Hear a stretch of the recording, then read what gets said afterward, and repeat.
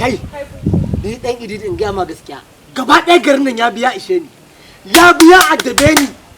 haba da Allah wannan rayuwa ce irin rayuwa ce kai ai ka ji ma in gawa kai kenan ni ba tun ɗazunan da na zauna nan kakkaje da ciki na ke wani ƙurr ka ce abin ba ni kaɗai ba ne to ai ita mutuwar yawa kaka ce kaga gaba ɗaya fa garin ya zama abin da ya zama na farko mai ya tsada na biyu dan mashinin da ake zirga-zirga babu kai hatta mai jaki da yake iban kasa a mangala ya san halin da ake ciki ni ko yanzu abin da nake so in gama dan Allah ya kamata ma ni kaka cika nuna surutun naka bai irin uban kazance yanzu a gurin nan ya za ka zo duk ka dame da surutu irin naka kowa ya ji da kai sama na dame ka da surutu yake cewa ni kake cewa na dame ka da surutu ba zan cewa ka dame da surutu ba yar nan wuyar ka isa yanka ni ke gawa haka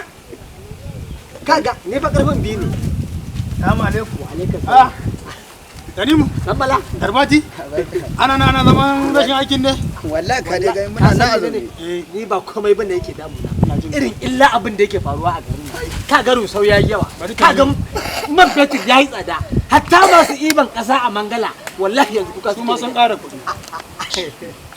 ai bari kawai ka gani din nan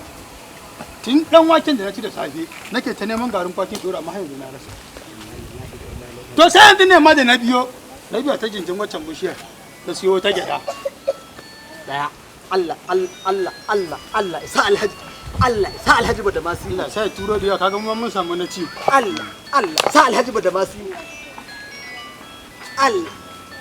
ba ta da kuma kawai ta kai ne Allah sa alhaji ba da masu amin alo salamu alaikum alhaji ba da masu Allah ya ban warke Allah ya ban warke to alhamdulillah kace muna tare muna tare to alhamdulillah ngani a gidi ina albishirin ka goro alhaji badamasi ya ce duk abin da za a yi yanzu mu hada koma dan mu daga nan mi Lagos Allah alqur'ani ubangiji nan nake baka labari kaji Allah da yau kwana na zan uku wata yarinya da kyar na samu dan kunin ta ma da yadda aka na raba ka da wannan lissafin ina garbati kwantar da hankalinka zai ka zamu tafi kana ina gani kana son labari har kana son labari yanzu a nemo mu abin da dan an taya a cikin bakin nan da zan taho alhaji wa da kwantar da hankalinka ai da taho na fita can ka san bishiyar ne na sai ko na gyara ai na san ka ba ai ka sa bangaren ci nan ma kai ya ni na ko kai haka me haka no hai kai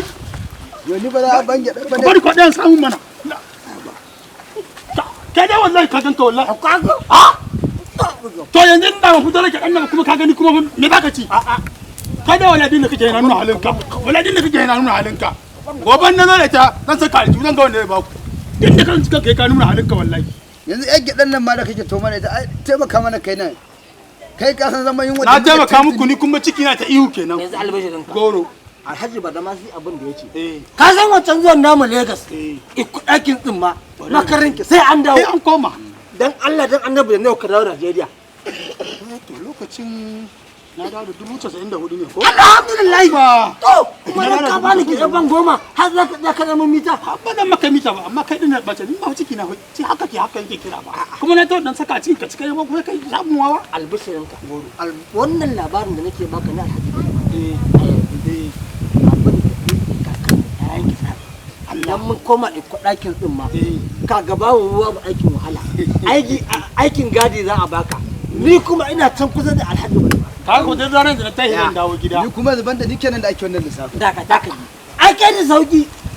gurin yan tuwo za a kai ka dama baka taba zuwa ba yanda kake raman mana ka ga muna zuwa wurin tuwon nan ba sai mun siya ba kawai da zuban mana ne ai yanda yake raman mana in ya sha orogo wallahi sai ya hudan giya wallahi lazi yanzu ba ku isa ba yanzu ku sai ku je can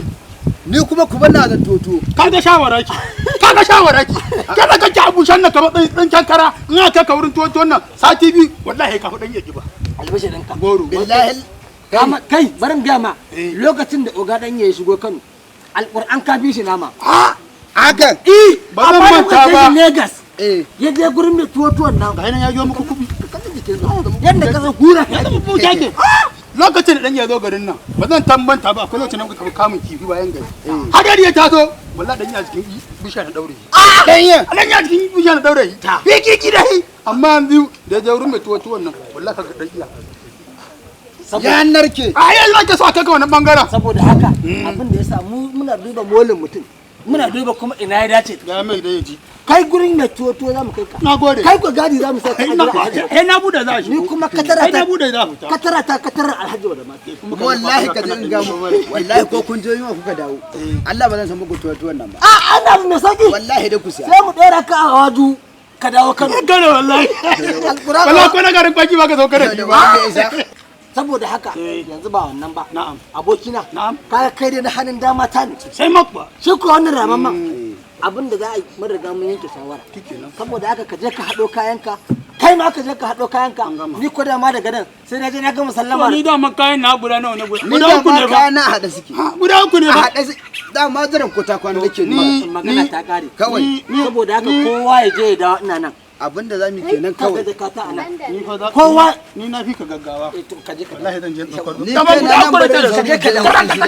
je ka kai wasu ne yan dan kwaso su ni sai na ma zan bude ma ba zan yi da gidan mu kenan bar ko tana da ma na bin yanka anje kawai saboda haka alhaji ba da ma sai ana saka masa ya alkali mu masu zaman banza yanzu a garin nan wai yanzu in banda dabar rashin mutunci a garin nan a ce masu tsiban kasa a mangala ma sun kara kuɗi sai ka ce abin hauka kasa a mangala a jaki ita ma an kara mata kuɗi to magana ta kare bari in bi ta gidan goga ɗanya mai sallama dan samu ko 1,500 ce a hannun ita kuma wacce yariyar sai in je ko 250 in bata yawwa ayi takalmin ma